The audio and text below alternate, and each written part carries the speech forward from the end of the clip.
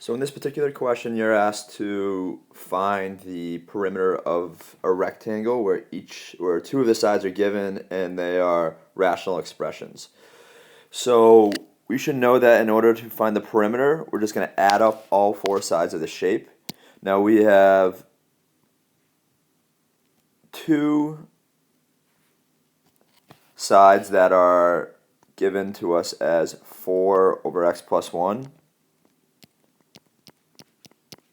Now since there are two of them, we're going to multiply by 2. And then we also have two sides that are given to us as 3 over x minus 2. So again, we want to multiply by 2 since there are two sides. Now, the most common mistake that I saw in your homework was when you guys distributed these 2's on the outside, you multiplied both the numerator and denominator of each of those fractions by 2, which is not what we want to do. You can kind of think of the 2 as a 2 over 1. So really what we're going to have in that first fraction in red, it's just 2 times 4 in the numerator, which is 8 over x plus 1. And then over with our second fraction, it's going to be 2 times 3, which is 6 over x minus 2.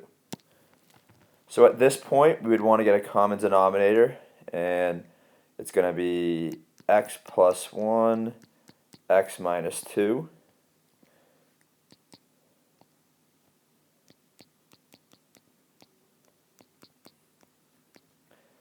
Okay, so for our first fraction, we had an 8.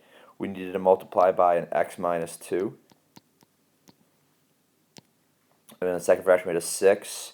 And we need to multiply this one by an x plus 1.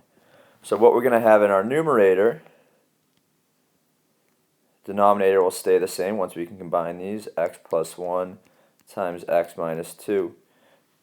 We will have an 8x minus 16.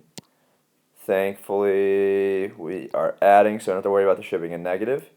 So we'll have a plus 6x plus 6.